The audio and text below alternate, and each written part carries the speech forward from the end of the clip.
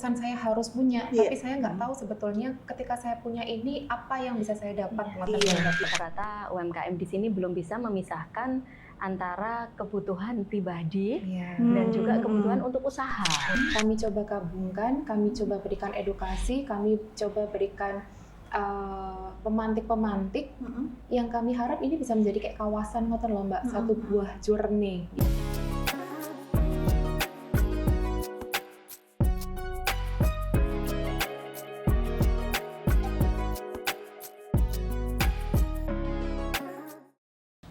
Assalamualaikum Mbak Hani. Waalaikumsalam Mbak Komeng. Assalamualaikum Ibu. Waalaikumsalam. Akhirnya saya datang ke Tuban. Selamat datang. Udah lama sih sebenarnya nggak Udah datang lama ke ya? Tuban Masya ya. Allah. Jadi tadi begitu masuk Tuban tuh banyak banget perubahannya ya Bu ya. Masya Di Allah. Tuban itu ya Luar Bu ya. biasa Tuban. Insya Allah. Gimana? Jalan-jalan udah luar biasa Masya bagus. Allah, Terus tadi yang alhamdulillah. di depannya patung Garuda itu sebelah kanan. Patung Garuda Yang atau di pinggir. patung kuda? Yang di pinggir pantai itu patung Oke. apa? Garuda bukan? Oh, Mbak dari sana ya? Ha-ha, itu yang sebelah oke, kanan itu oke, kan udah oke. lebih bagus lagi. Betul. Abirama. Nah, Abirama. nah, itu terakhir ke sini belum jadi seperti itu soalnya. Tahun berapa itu? Oh, udah lama. Gimana kabarnya, Mbak? Alhamdulillah. Baik, Mbak. Mbak alhamdulillah. Komeng sehat ya? Alhamdulillah. Ibu gimana? Alhamdulillah sehat Mbak Komeng. Pertama kali ini saya ketemu dengan Ibu Titi. Pertama kali ya, selamat datang di Tuban ya Mbak. Iya, nanti saya mau jalan-jalan kulineran di Tuban. Biasa kok Tuban itu seafood ya, Bu ya? Seafood. Seafood. Bener. Pedas-pedas ya Mbak? Oke. Belut ya, Bu? Iya belum. Oh, oke. Kayaknya mulai di list, Mbak. Iya, mulai di list kan barusan datang ya, masih lama di sini mulai di list. Iya. Oke. Hati-hati sakit perut karena Tuban tuh pedas, Mbak. Pedes Betul. banget emang. Mm-mm. Oh, oke. Bisa request nggak pedes tapi. Baik, Mbak. Kalau saya ke Mbak Hani dulu ya, Ibu Titi ya. Silakan. Kalau tadi kan saya sempat jalan-jalan ke beberapa UMKM ngeten nggih Mbak Hani ya. Dan ya sebenarnya curhatannya para pelaku UMKM ini hampir sama sih di kondisi ekonomi yang seperti ini tuh menurun begitu. Bahkan ada yang bilang sampai menurun 50% ngeten iya? Mbak. Kalau di mata Mbak Hani sendiri sebagai warga Tuban ya, bagaimana pandangannya terhadap kondisi ekonomi secara global aja? Oke, sebetulnya kalau saya lihat itu sudah malah melihatnya itu sebagai sebuah potensi ya Mbak, terutama di sektor makanan dan minuman sudah mulai bertumbuh, sudah mulai pemulihan juga.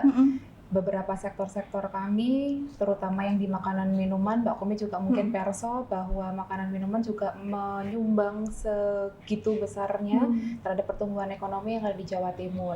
Tapi mungkin memang ada beberapa teman-teman pelaku UMKM yang memang masih belum fight itu dalam bertumbuh. Ada beberapa pasti tantangan-tantangan yang dihadapi. Mungkin tantangannya salah satunya dari sektor keuangan juga, dari bagaimana inovasi-inovasi yang memang harus dikembangkan, karena kan kecenderungan teman-teman UMKM yang lain itu Mbak melihat kan bagaimana inovasi-inovasi Iya betul.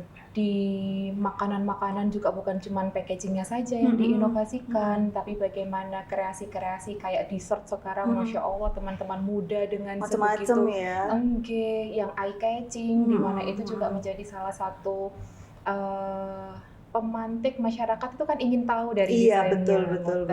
betul. Tapi memang kalau kita bicara secara global mungkin belum sepenuhnya pulih ya setelah pandemi kemarin begitu. Baik, saya ke Bu Titi ini. Kalau tadi Mbak Hani sudah sempat menyinggung bahwa UMKM ini masih belum sepenuhnya pulih ngaten ya Bu Titi. Kalau dari segi finansial dari bank sendiri begitu Bu, bagaimana Bank Jatim ini memotret potensi UMKM dan juga ekonomi kreatif khususnya di Tuban? Oke Mbak Komis, terima kasih. Iya. Potensi UMKM di Tuban sama ekonomi kreatif ini luar biasa, menjadi salah satu pilar untuk mendorong pertumbuhan ekonomi di daerah. Dan kami melihat itu sebagai peluang strategis kami untuk menumbuhkan inklusi keuangan dan percepatan pertumbuhan di daerah. Dan bisa kami sampaikan di sini Mbak Komes dan Mbak Hani bahwa kami sudah menyalurkan pinjaman kepada 3.744 pelaku UMKM atau total sebesar total sebesar 832 miliar yang untuk di Tuban sendiri Mbak untuk pelaku UMKM. Tapi kalau pelaku UMKM di Tuban sendiri, kalau tadi sudah yang tersalurkan 3.000, UMKM di Tuban sendiri ada berapa banyak sebenarnya? Banyak Mbak, banyak banget. Jauh lebih banyak daripada yang 3.000 ini tadi. Jadi kalau semisal dari sektor makanan minuman sendiri itu juga kurang lebih 2.000-an ke atas. Banyak Mbak, banyak ya. Banyak banget. Apalagi mungkin Mbak Ome juga perso bahwa di Tuban selain kulinernya Masya Allah, terus beberapa oleh-oleh keripik seperti itu. Pokoknya di sektor makanan minuman ini kita ini memang menggeliatnya luar biasa di sini Mbak. Selain di sektor ekonomi kreatif yang mungkin tadi Mbak Ome sempat menyinggung di awal, sih. Oke. Nah Bu Titi dulu ini. Sebelum jenengan di Tuban, boleh cerita sedikit nggak Bu? Sebelumnya pasti sudah berpindah-pindah beberapa kota, atau sudah pindah berapa kota ini Bu? 8 kota kabupaten, Mbak Umi sama Ani. Ya. Dari tahun berapa jenengan di Bang Jatim? Saya masuk di Bang Jatim 2003. 2003? Iya, sudah 22 tahun. Luar biasa. Itu Mbak aku. Sudah 22 tahun dan sudah berpindah-pindah katanya Ibu. Kalau boleh berbagi pengalaman Bu dari 8 kota yang sudah pernah disinggahi dan sekarang bukan berakhir ya, sekarang posisinya ada di Tuban ngaten gitu. Tantangan apa sih Bu yang paling yang paling menantang begitu di setiap kota atau yang saat ini terjadi di Tuban untuk dukungan terhadap UMKM sendiri? Iya, terima kasih Mbak. Jadi beberapa kota kabupaten hampir sama sebenarnya. Yang pertama itu terkendala sistem layanan informasi keuangan atau istilahnya BI checking itu ya. Jadi kalau pelaku UMKM itu ke perbankan, pasti pertama kali yang kita lihat adalah BI checking atau sekarang namanya SLIK, sistem layanan informasi keuangan. Itu yang pertama jadi kendala. Terus yang berikutnya kedua terkait ini kemampuan mengelola keuangan. Jadi rata-rata UMKM di sini belum bisa memisahkan antara kebutuhan pribadi dan juga kebutuhan untuk usaha. Dan juga membuat laporannya juga masih kurang. Terus yang berikutnya ketika terkait agunan. Karena memang ada beberapa plafon tertentu kita harus menggunakan agunan tambahan. Jadi ada beberapa pelaku UMKM juga belum memiliki agunan tambahan. Jadi rata-rata memang di setiap daerah hampir sama ya. Dan ini yang kita juga sudah sempat bahas sebenarnya Mbak Ani bahwa UMKM ini kebanyakan belum memiliki sistem laporan begitu belum bisa membedakan gitu. Kalau dari Bang Jatim sendiri apa solusi yang bisa ditawarkan terhadap UMKM yang belum bisa mengelola keuangannya ini? Kami kolaborasi tentu dengan pemerintah daerah, dengan dinas terkait, dengan juga OJK Mbak, dengan program-program yang literasi keuangan. Jadi kami ada pendampingan, ada workshop juga, edukasi secara masif, baik secara per UMKM juga kami lakukan terkait pendampingan buat laporan secara sederhana. Dan itu sudah menunjukkan hasilnya Bu? Sudah ada terprogres di situ. Paling tidak laporan sederhana untuk pemisahan antara kebutuhan modal kerja dan juga kebutuhan pribadi itu kan harus dipisahkan. Iya betul. Jadi ketika dapat modal dari perbankan, dia harus ini memang benar-benar untuk modal kerjanya. Oke.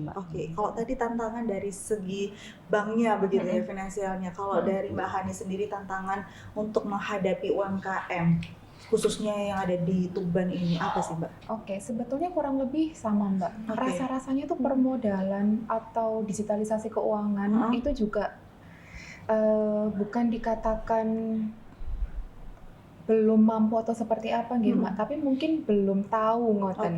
Dan akses-akses pelatihan-pelatihan mungkin juga belum terlalu menyeluruh. Tapi memang di pemerintah Provinsi Jawa Timur juga, mungkin saya juga sempat bercerita pada saat itu kita melakukan sosialisasi tentang pembukuan. Betul. Selain pembukuan sederhana, kita juga melakukan sosialisasi dan pelatihan terkait HPP itu loh Mbak. Seperti HPP untuk teman-teman pelaku UMKM dan koperasi ngoten. Nah, selain itu sendiri mungkin Mbak, itu tadi kan keterbatasan digitalisasi. Lalu mungkin Mbak, legalitas usaha yang belum lengkap. Oh, kayak ini sertifikasi halal. NIB dulu Oh, kita mulai. oh iya betul Kita betul. mulai NIB dulu. Beberapa teman-teman pelaku UMKM ada loh yang belum memiliki NIB.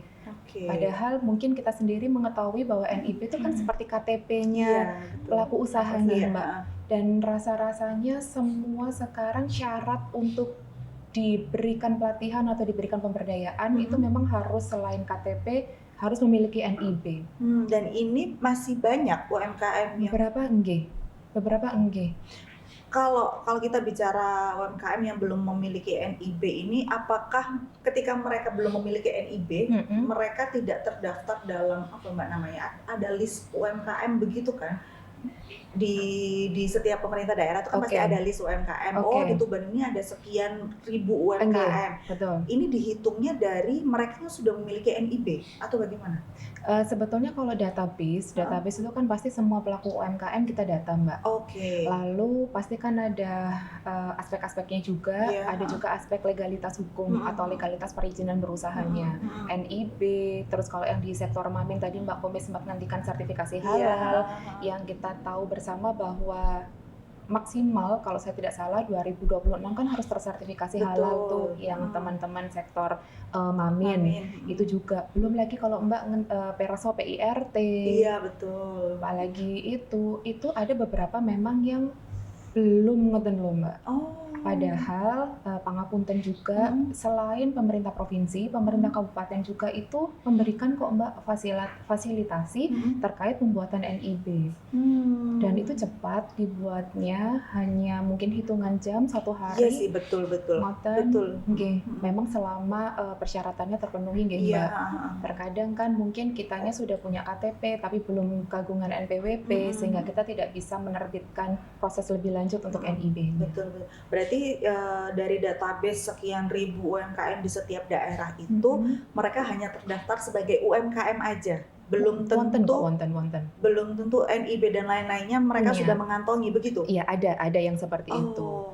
Nah, semakin akhirnya kita itu banyak akses terkait pelatihan. Sekarang pelatihan sendiri yang saya tahu di pemerintah provinsi itu syaratnya itu Mbak, sudah NIB-nya itu juga didata. NIB-nya juga didata, terus beberapa legalitas perizinan apa saja yang sudah dimiliki oleh beberapa teman-teman pelaku UMKM. Mungkin itu juga salah satu bentuk pendataan lebih lanjut yang dilakukan oleh pemerintah, baik itu provinsi maupun kabupaten, untuk tadi mendapatkan data berapa sih sebenarnya teman-teman di UMKM, terutama yang di kabupaten kota atau seperti apa itu yang belum ber-NIB. Gitu. Ibu, saya kembali ke Bu Titi lagi. Kalau tadi sudah dijelaskan ini NIB ini menjadi salah satu syarat untuk mengikuti pelatihan Kalau dari sisi perbankan sendiri, teman-teman UMKM ini ketika mereka membutuhkan bantuan dari perbankan itu apakah juga ada syarat NIB juga ini, Bu? Iya. Salah satu syaratnya NIB. Berarti memang sudah harus NIB. Ya, Bu ya. Iya. Di semua program perbankan? Iya. Atau minimal kalau selama ini di Bank Jatim pakai surat keterangan usaha dari desa sambil on proses NIB-nya jalan. Gitu. Iya. Berarti memang harus semakin digalakkan ya Mbak untuk pembuatan NIB ini. Dan mungkin juga bukan hanya digalakkan seolah-olah akhirnya dipaksa punya, tapi kita juga harus memberikan edukasi menurut saya Mbak, bahwa NIB ini bukan cuma sesuatu yang memang harus punya, tapi sebetulnya fungsi dari NIB sendiri itu apa, ngoten. Terus kitanya juga memahaminya, kok terkesan saya harus punya, tapi saya nggak tahu sebetulnya ketika saya punya ini apa yang bisa saya dapat, ngoten. Jadi harus diedukasi begitu ya. Menurut saya seperti itu. Supaya satu juga terdaftar secara legal di pemerintahan, kemudian secara perbankan juga bisa lebih mudah dalam akses perbankan. Nah, saya kembali lagi ke Mbak Hani ini dari Komisi B sendiri, kebijakan apa yang sedang atau saat ini sedang didorong begitu dari pemerintah provinsi untuk mengembangkan UMKM sendiri selain tadi NIB? Jadi pertama Saya melihatnya dari fungsi kami juga sebagai anggota DPRD provinsi ya Mbak, atau fungsi sebagai anggota dewan, kita kan punya fungsi anggaran. Iya, fungsi anggaran bagaimana kita memastikan bahwa anggaran ini teralokasi juga di sana, teralokasi di pemberdayaan, teralokasi di pelatihan, teralokasi di fasilitasi perizinan. Itu pertama di sektor penganggaran kita, di sektor ya, di bagian di bagian penganggaran kita. Terus yang kedua, kalau saya tidak salah di fungsi legislasi sudah ada kok Mbak perda yang terkait dengan UMKM, itu Perda Provinsi Jawa Timur nomor 1 tahun 2024 tentang perlindungan dan pemberdayaan koperasi dan usaha kecil. Itu juga wonten. Terus kalau untuk UMKM itu, kalau untuk beberapa sektor-sektor lain yang berhubungan dengan tupoksi saya di Komisi B, seperti di pariwisata, itu kami juga punya Perda Provinsi Jatim nomor 4 tahun 2022 tentang pemberdayaan desa wisata. Lalu yang masih ada hubungannya, kami juga punya Perda Provinsi Jawa Timur nomor 6 tahun 2024 nih yang baru, tentang pemajuan kebudayaan daerah. Ini ada hubungannya sama ekonomi kreatif yang mungkin saat ini sedang masif berkembang, dan itu menjadi salah satu potensi Mbak untuk pertumbuhan ekonomi yang ada di Jawa Timur. Saya kembali ke Bu Titi lagi. Kalau tadi sudah dijelaskan sama Mbak Hani nih, banyak sekali sebenarnya program dari pemerintah provinsi untuk membantu tidak hanya di UMKM, tapi di pariwisata dan juga ekonomi kreatif. Kalau di Tuban sendiri, adakah program yang sejalan dengan programnya pemerintah ini untuk membantu UMKM khususnya di Tuban itu? Tentu ada Mbak. Jadi kita kolaborasi dengan pemerintah provinsi terkait dagulir, dana bergulir. Jadi kita menyalurkan dana bergulir di Tuban sendiri. Sampai saat ini kita ada 4 miliar Mbak yang sudah kita salurkan, itu dengan bunga di 4% ya Mbak ya. Terus yang kemudian kita kolaborasi dengan pemerintah pusat dengan menyalurkan KUR. Ya, KUR yang kita salurkan di 226 miliar di 1.502 pelaku UMKM yang sudah menikmati fasilitas atau mengakses fasilitas KUR-nya kita. Ada juga resi gudang, dan berikutnya kita kerjasama juga dengan OJK terkait program literasi keuangan. Jadi kita lebih masif gitu di lapangan kerjasama dengan OJK untuk percepatan perekonomian di daerah.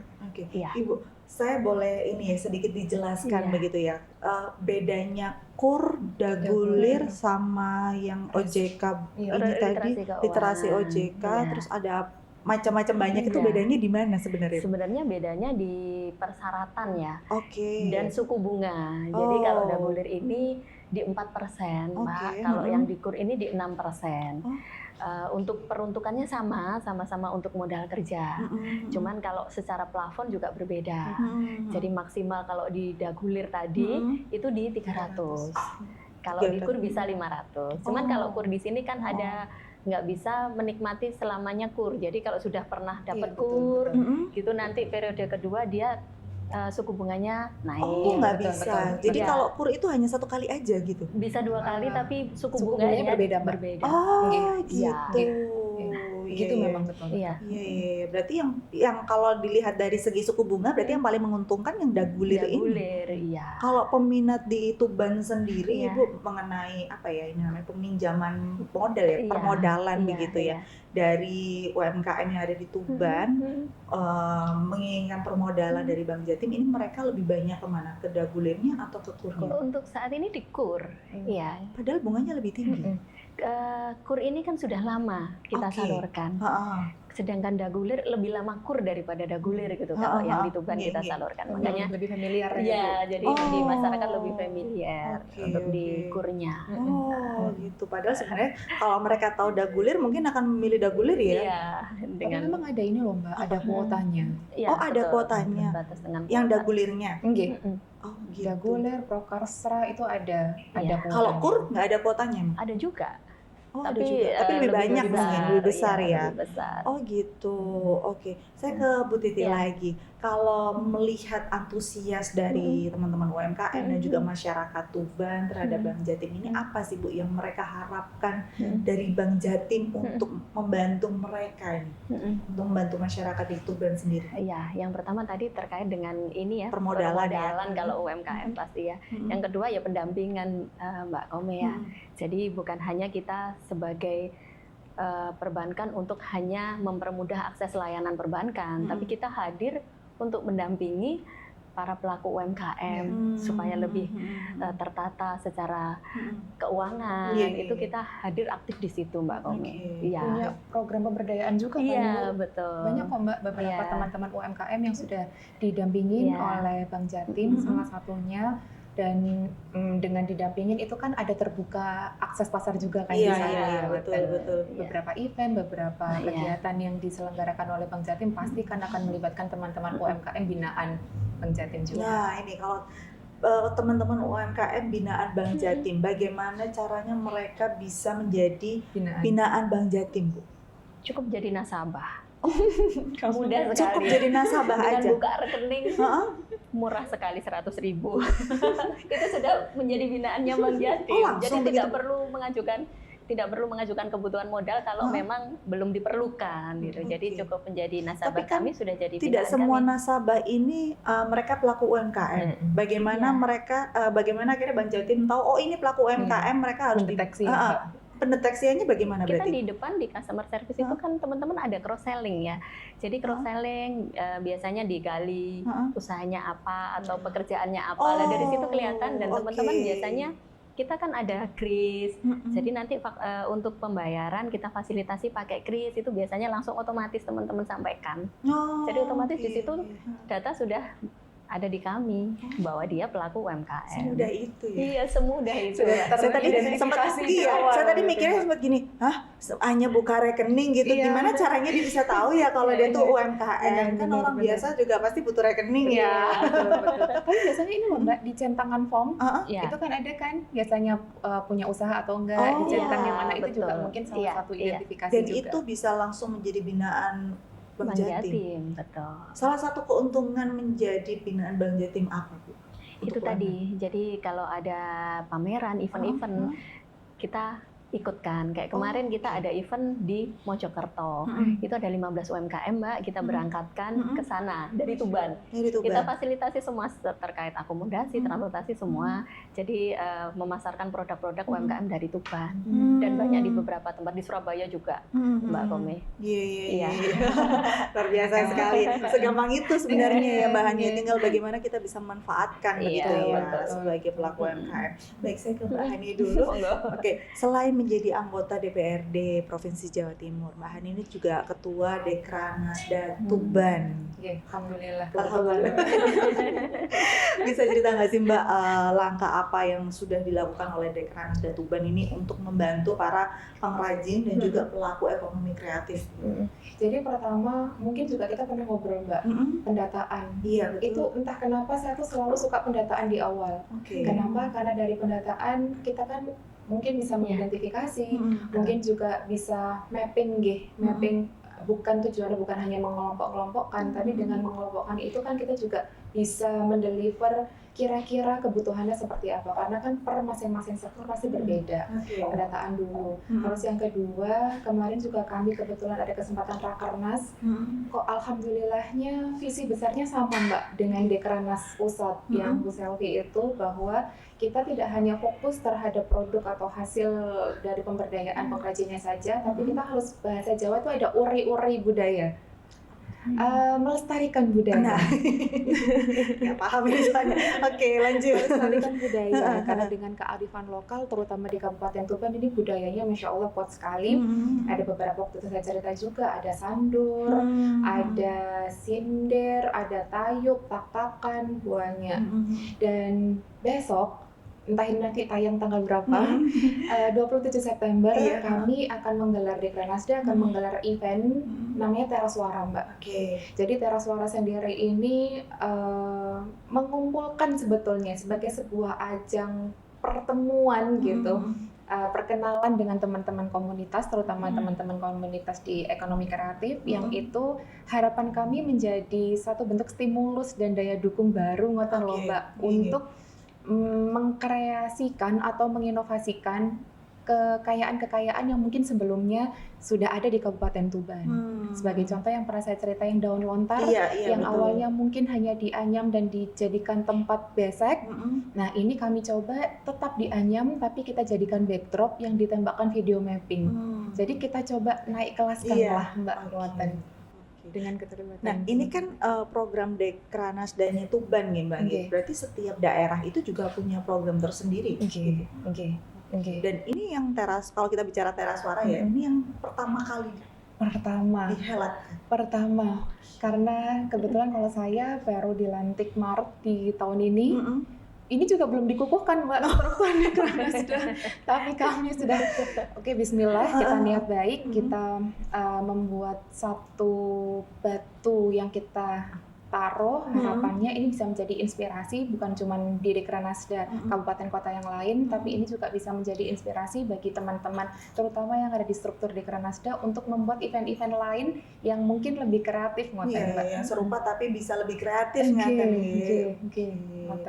Mbak Hani dan Ibu monggo diminum. Iya. Matur nuwun. Daripada haus nanti perjalanan masih panjang ini.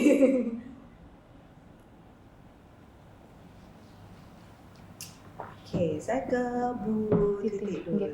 Tadi Mbak Hani sudah menjelaskan bahwa beliau selain di DPRD, beliau juga Ketua Dekranasda Tuban. Nah, kalau dari Bang Jatim sendiri Bu, adakah kerjasama dari Bang Jatim bersama dengan Dekranasda Tuban khususnya untuk mensupport UMKM dan juga ekonomi kreatif di Tuban?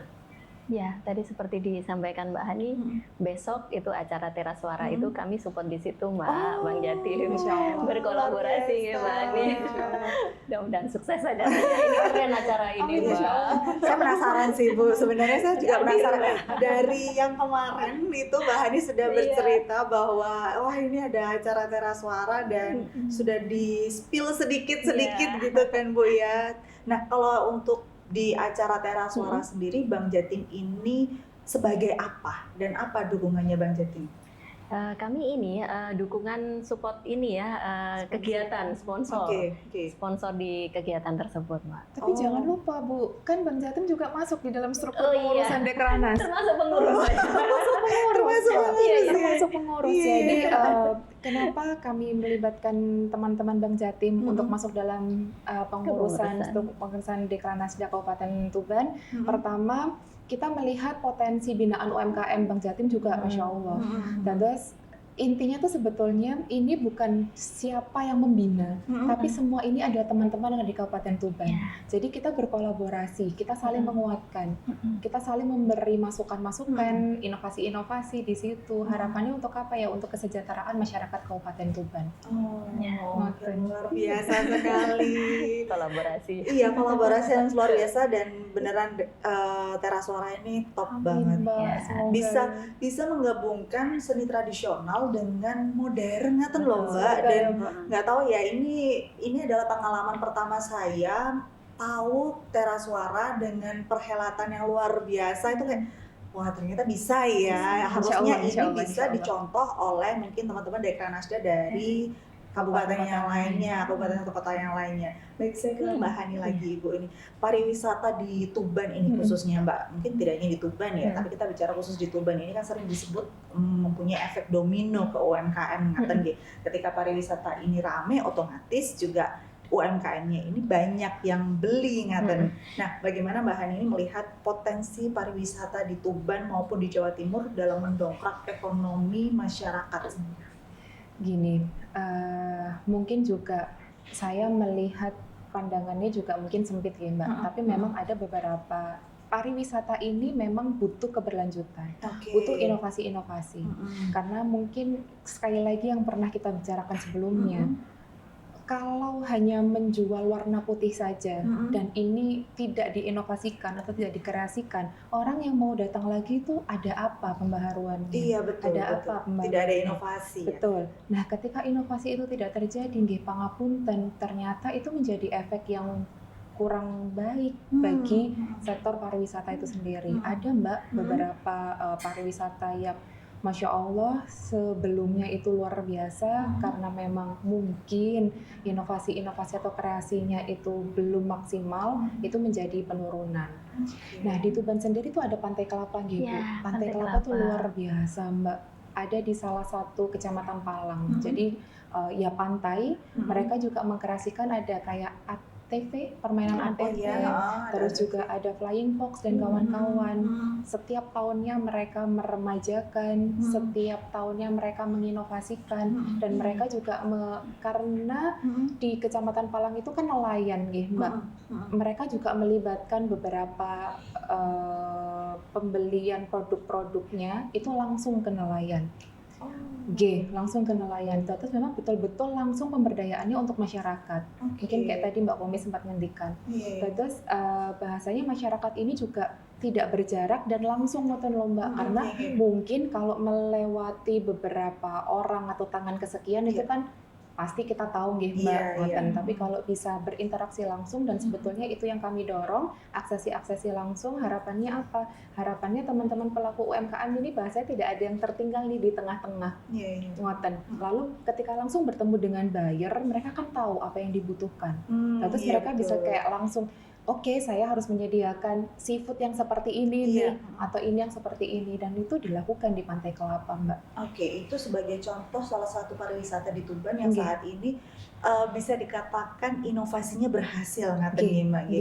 Kalau di Tuban ini kan sebenarnya pariwisatanya banyak sekali, Mbak ya, bukan hanya pantai Pantai Kelapa. Nah, untuk pariwisata yang lainnya yang mungkin saat ini inovasinya itu belum terlalu berhasil seperti Pantai Kelapa, apakah ada pelatihan atau pendampingan untuk pariwisata ini supaya bisa berinovasi seperti Pantai Kelapa dari pemerintah provinsi sendiri? Beberapa waktu yang lalu kami tuh sebetulnya melakukan sosialisasi, Mbak. Teman-teman Dinas Kebudayaan dan Pariwisata Provinsi Jawa Timur hadir di Kecamatan Semanding pada saat itu. Saya lupa apakah saya pernah menceritakan ini di Mbak Kome. Jadi kita kumpulkan 3 kepala desa 1 kelurahan, Mbak. Yang mana beliau ini memiliki potensi-potensi di wilayah-wilayahnya masing-masing dengan mohon maaf dengan kelebihan dan kekurangannya. Kami coba gabungkan, kami coba berikan edukasi, kami coba berikan pemantik-pemantik yang kami harap ini bisa menjadi kayak kawasan ngoten loh Mbak, satu buah journey gitu. Yang mana mungkin desa ini cenderung ke kuliner, terus desa ini mungkin atau kelurahan ini punya kerajinan gerabah. Itu kayak di Jogja rasanya ada, Mbak. Saya lupa di mana di Jogja itu yang dijadikan journey yang kita naik mobil terus jalan dipindah-pindah, ada di Jogja, saya lupa namanya. Maaf, saya juga lupa. Nah, itu menjadi salah satu bentuk dukungan nyata. Selain itu kita berdiskusi, kita juga ajak narasumber yang mengajarkan atau memberi edukasi terkait keuangan, Mbak. Jadi mungkin yang tadi Putri juga sempat nyampaikan bahwa untuk usaha itu berapa sih atau bagaimana cara menghitung investasinya, bahasanya investasi untuk usaha itu kami datangkan narasumbernya langsung berdiskusi. Jadi secara nyata tuh sebetulnya kelemahan-kelemahan atau kebutuhan-kebutuhan yang beliau butuhkan itu seperti apa gitu. Berarti memang sudah ada program dari pemerintah untuk mendukung tidak hanya UMKM ya, tapi dari sektor pariwisata sendiri karena ya ini tadi efek domino begitu. Makanya tadi kan didukung juga dengan Perda Provinsi Jatim itu loh Mbak yang saya bilang tentang pemberdayaan desa wisata. Jadi harapannya dengan perda ini bisa memberdayakan potensi desa melalui pariwisata. Jadi memajukan destinasi wisata suatu daerah. Dan pariwisata betul kata Mbak Komi bukan hanya tentang alam tapi budaya, religi di sini, kesenian. Kami coba semua, siapa tahu ini bisa menjadi satu bentuk peluang yang menarik ketika ini didorong. Saya ke Bu Titi. Kalau tadi Mbak Hana sudah menjelaskan dari sektor pemerintahan, dari sektor Bank Jatim sendiri, ada dukungan untuk sektor pariwisata nggak Bu? Misalkan untuk usaha kecil atau untuk homestay yang ada di sekitar pariwisata, pasti kan kalau di tempat pariwisata pasti ada homestay ya, entah itu hotel yang besar atau sekedar homestay begitu. ada nggak Bu program khusus untuk mendukung mereka ini? Tentu ada Mbak. Jadi kami menyediakan, yang pertama kami menyediakan ini fasilitas untuk permodalan. Karena sektor wisata ini berkaitan erat dengan perkembangan UMKM ya tentunya. Jadi kami konsen juga di situ. Jadi ya tadi ada KUR, ada Dagulir, itu bisa ada untuk sektor pariwisata juga. Bisa. Jadi di dalam sektor wisata itu tadi ada yang Mbak Pome sampaikan, ada homestay, terus ada toko oleh-oleh, ada tempat makan, itu bisa kami support untuk permodalannya. Terus kami juga kolaborasi dengan dinas terkait, itu terkait ini apa namanya pembayaran, sistem pembayaran di tempat wisata. Pantai Kelapa juga sudah kami kemas, Mbak. Jadi kami pakai berbasis digital, pakai kris gitu. Di Pantai Bum juga sudah. Jadi itu tinggal pakai ini ya, tap, pakai QR code itu ya untuk melakukan pembayaran. Juga bisa dengan VA, virtual account itu juga bisa dilakukan secara online.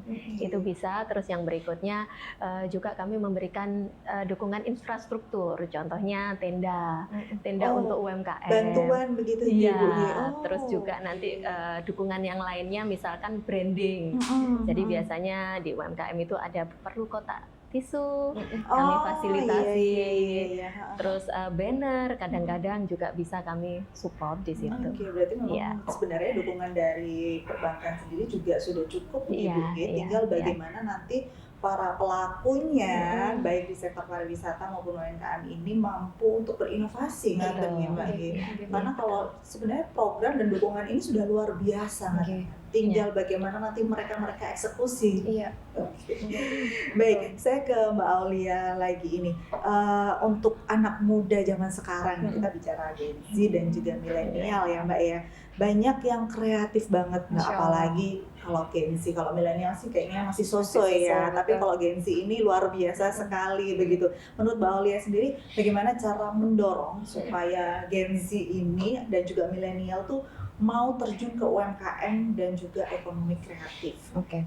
Jadi pertama-tama Mbak, mungkin agak menyambung tadi acara Teras Suara. Teras Suara ini itu terjadi sedemikian rupa karena di belakangnya anak-anak muda Mbak. Hampir 80%. Jadi saya itu hanya memantik saya pengennya seperti ini, mereka itu yang meng-create Mbak. Mulai ada kayak teras dolanan, mulai ada teras isyarat, ini semua keluar dari mereka. Mereka punya kekuatan luar biasa dari komunitas-komunitas yang mereka jalin, Mbak. Nah, akhirnya ketemu dari mereka, saya tahu adalah animator kita, adalah posisinya mereka bisa membawakan teman-teman kreatif dari Malang untuk bisa kita serap ilmunya, ditaruh di sini. Jadi teman-teman muda yang ada di Kabupaten Tuban ini terinspirasi dengan apa yang sudah dilakukan teman-teman ekonomi kreatif di Malang. Jadi kalau semisal Mbak ngendikan dorongan-dorongan ini, justru malah saya itu mendapat dorongan seluar biasa ini dari teman-teman muda. Tapi Mbak, sebentar saya potong saya Bu. Sulit nggak Mbak untuk menarik teman-teman ini, generasi milenial dan juga Gen Z untuk bergabung gitu? Karena kan kalau yang saya tahu kalau yang saya tahu itu kan biasanya Gen Z ini lebih memilih untuk udah jadi karyawan aja atau udah kerja di bank aja yang tidak perlu effort banget untuk berpikir, untuk berinovasi gitu. Tapi ternyata dari ceritanya Mbak Aulia, malah Mbak Aulia ini yang mendapat dorongan dari mereka. Betul Mbak. Berarti sebenarnya mereka ini kreatif dan sebenarnya nggak susah untuk mengajak mereka berkolaborasi atau bagaimana? Mungkin juga yang melakukan pendekatan serumpun sekawan ya Mbak. Mungkin itu juga menjadi menjadi salah satu faktor ya. Seperti itu. Jadi ketika mereka bahasa itu ngobrolnya itu nyambung, mereka oke kok Mbak, terbuka sekali. Dan ketika kita punya keterbatasan, mereka memahami karena kita di sini belajar, prinsipnya belajar bersama, berkolaborasi.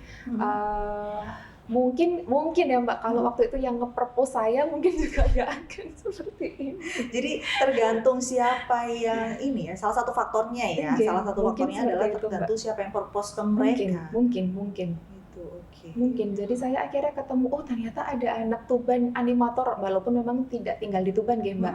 Tapi ada, kita ternyata Tuban itu punya animator yang bisa mengkreasikan sedemikian rupa terhadap pengenalan beberapa budaya kita ataupun kearifan lokal kita itu dari mereka justru. Padahal sebelumnya saya mencari-cari, masa Tuban nggak punya sih anak muda yang Masya Allah di bidang ekonomi kreatif gitu. Sebelum akhirnya si anak muda ini bergabung dengan Dekranasda Tuban, apa profesi anak ini Mbak?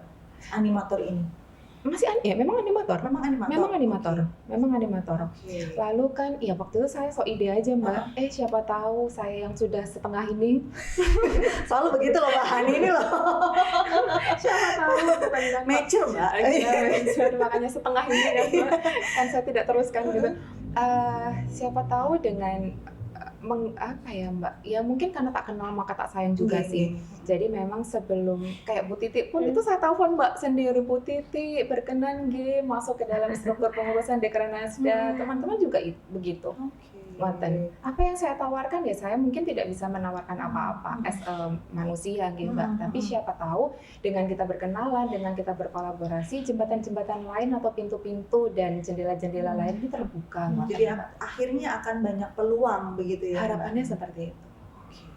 Saya ke Bu Titi ini, kembali lagi ke Bu Titi ini sebagai perwakilan perbankan ya Bank Jatim ini. Apakah Bank Jatim itu punya program khusus Bu untuk mendukung usaha rintisan anak muda atau startup ekonomi kreatif? Kalau tadi disebutkan ini kan UMKM pariwisata yang mana sebenarnya mereka mungkin sudah banyak pengalaman ya di belakangnya. Tapi kita menghadapi millennials dan juga Gen Z nih saat ini yang bisa diakuin juga selain mereka itu kalau di beberapa berita ini Gen Z itu banyak yang males bekerja ngaten gitu, tapi ternyata banyak yang kreatif juga, otomatis akan melahirkan bisnis baru atau startup ekonomi kreatif. Nah, untuk mendukung mereka ini apakah ada program khusus Bu? Ya. Kalau untuk saat ini program khusus kami memang belum ada, tapi tentu kami berupaya, selalu berupaya untuk memberikan solusi yang relevan untuk para generasi milenial ini. Jadi dengan memberikan ini perbankan, layanan perbankan secara digital yang terus kita lakukan pengembangan tentunya yang tentu diharapkan dengan digitalisasi yang kita berikan itu mempermudah secara akses keuangan dan tentu juga akan mempermudah anak muda kreatif ini untuk lebih menata keuangannya. Jadi nanti supaya menata keuangannya juga lebih efektif dengan support dari perbankan terkait digitalisasi layanan perbankannya. Diajari sejak dini nggak Mbak Hani? Karena kalau kita bicara tentang keuangan dan juga digitalisasi, kalau yang dihadapi ini yang sudah mature agak susah ngaten. Tapi kalau kita memberi edukasi ke anak muda sejak dini itu berarti nanti harapannya ke depannya dia semakin pinter ngaten, melek dengan teknologi, melek dengan keuangan juga gitu. Nah, saya ke Mbak Hani nih, kalau kita bicara tentang digitalisasi Mbak Hani untuk para pelaku UMKM, ekonomi kreatif dan juga sektor pariwisata ya Mbak. Menurut Mbak Hani sendiri sepenting apa sih Mbak digitalisasi ini untuk mereka? Jadi digitalisasi ini kan mungkin yang kita tahu ini terkait pemasaran, promosi, gitu. Tapi terkadang mungkin kita lupa bahwa digitalisasi di sektor keuangan, kayak bagaimana kita nih menggunakan digitalisasi ini sebagai pembuatan laporan keuangan atau aplikasi-aplikasi yang akhirnya bisa membuat kita mengetahui pendapatan secara real time. Betul. Sekarang banyak ya Mbak aplikasi-aplikasi itu. Terus kan harapan kami dengan digitalisasi yang bukan hanya pemasaran promosi ini saja, tapi juga ada di literasi keuangannya, ini kan menjadikan teman-teman ini tuh lebih efisien Mbak.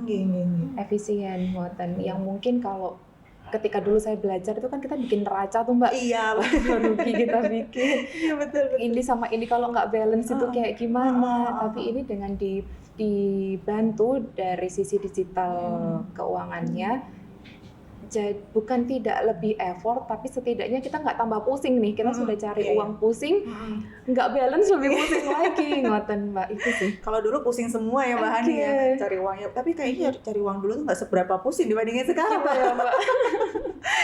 Kalau saya beralih ke Bu Titi, kalau kita bicara tentang digitalisasi, kalau tadi kan Mbak Hani lebih ke ini ya, pengaturan keuangan, kemudian promosi dan lain sebagainya. Tapi dari sektor perbankan sendiri ada apa Bu yang bisa ditawarkan oleh Bank Jatim untuk memudahkan para pelaku UMKM secara digital ini?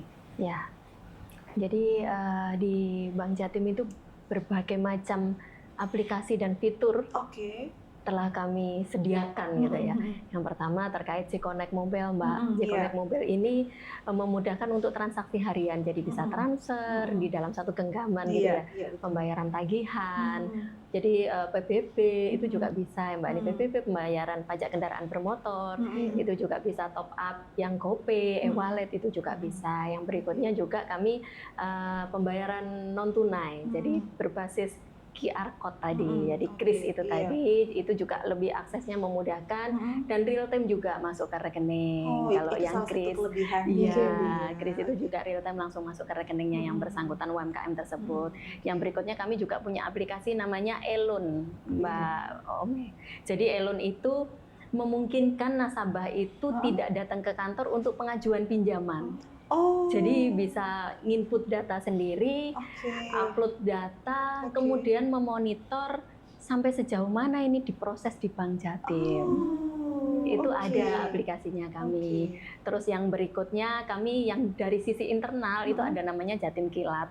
Jadi petugas dari bank itu memverifikasi permohonan masuk, kita analisa secara digital, dan tentu di situ lebih akurat, jelas ya, dan lebih cepat untuk mendapatkan keputusan. Jadi by digital juga kita mengerjakannya. Terus yang berikutnya juga mungkin Mbak Ani Perso terkait Jatim Bejo ya Mbak Ani, aplikasi marketplace itu, jadi di situ UMKM-nya itu ada di situ. Jadi UMKM Jawa Timur ya, jadi supaya lebih menggunakan produk-produk sendiri gitu internalnya Jawa Timur. Itu yang bisa kami berikan untuk support untuk UMKM. Saya tertarik sama Elonnya tadi loh Mbak Hani ya. Kalau setahu saya ya, untuk mengajukan pinjaman itu kan harus datang ke bank bolak-balik. Belum lagi kalau misalkan syarat yang kita bawa itu masih kurang, harus pulang. Betul, belum lagi nanti jaraknya, terus harus banyak lah pokoknya. Tapi ternyata ada Elon ini, jadinya lebih simpel. Gitu. Ini untuk semua pengajuan peminjaman begitu Elon. Untuk pengajuan peminjaman boleh, jadi bisa manual datang ke kantor, kan ada beberapa nasabah lebih puas datang ke kantornya supaya lebih jelas ini datanya. Bisa nanya sepuasnya. Tapi kalau untuk yang jauh dan sibuk ya Mbak Hani, itu bisa kita ada aplikasi. Jadi nanti teman-teman tindak lanjuti dari permohonan itu, teman-teman yang hadir ke debitor, calon debitornya untuk melakukan survei dan sebagainya. Baik, saya ke Mbak Hani. Untuk mendukung para UMKM ini Mbak Hani ya, untuk bisa mereka naik kelas lah ya, bagaimana dari pemerintah provinsi sendiri ada strategi atau enggak sih Mbak Hani untuk mendukung supaya UMKM ini naik kelas, supaya produknya itu bisa masuk ke pasar nasional bahkan internasional. Kalau misalkan tadi Jatim Bejo itu kan untuk jangkauannya Jatim aja. Iya, Jatim. Nah, tapi bagaimana supaya UMKM ini tidak hanya di Jatim aja nih jangkauannya, bisa seluruh Indonesia, bisa ke luar negeri bahkan. Bagaimana Mbak? Pertama, beberapa pemberdayaan melalui pelatihan insya Allah sudah sering dilakukan melalui teman-teman dinas Koperasi UKM Provinsi Jawa Timur. Banyak Mbak, kalau mau di apa saja sih Mbak pelatihannya, termasuk tadi ada di bidang keuangan, ada sosialisasi tentang bagaimana meng-create atau membuat laporan keuangan. Ada juga beberapa pelatihan-pelatihan, termasuk pelatihan peningkatan kapasitas bagi pelaku UMKM. Tidak sampai di situ juga, untuk UMKM naik kelas itu kan penting bahwa legalitas atau perizinan itu juga harus dipenuhi. Pemerintah provinsi insya Allah juga sudah beberapa melakukan fasilitasi terkait legalitas itu, yang tadi NIB, ada sertifikasi halal, itu juga ada beberapa program yang ditawarkan dan itu gratis dengan kuota sekian ya Mbak, yang sertifikasi halal itu baik self declare maupun reguler, itu provinsi juga ada. Lalu untuk untuk transformasi digitalnya juga rasanya juga kita sudah sering berbicara di kesempatan bertemu. Lalu juga ada perluasan pasar Mbak, yang saya pernah cerita juga, ada misi dagang, ada beberapa pameran-pameran yang digelar bukan hanya di provinsi tapi juga di luar provinsi. Harapannya aksesi atau teman-teman ini bisa dikenal tidak di kandang sendiri.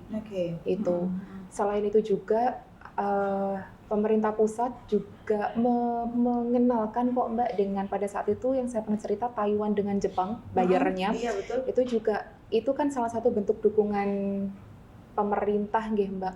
Bagaimana produk kita ini bisa pastinya ketika bertemu dengan buyer itu kan ada kualifikasi atau ada standar-standar yang memang harus dipenuhi. Iya, betul. Dan itu memang mohon maaf teman-teman pelaku UMKM juga harus update terkait hal tersebut Mbak, karena ya bahasanya kita saja sebagai konsumen memilih makanan mohon maaf kurang asin, kurang begini sesuai dengan lidah, saya lebih memilih makan seperti ini, apalagi produk ngoten yang everlasting atau yang bukan hanya sekali dua kali dimakan terus aku nggak ini, tapi produk itu kan pasti ada kualitas-kualitas yang harus dibangun. Nah itu sih Mbak. Oke, berarti memang sebenarnya sudah banyak ya beberapa program dan juga fasilitas untuk para UMKM ini supaya mereka bisa memperluas pemasarannya.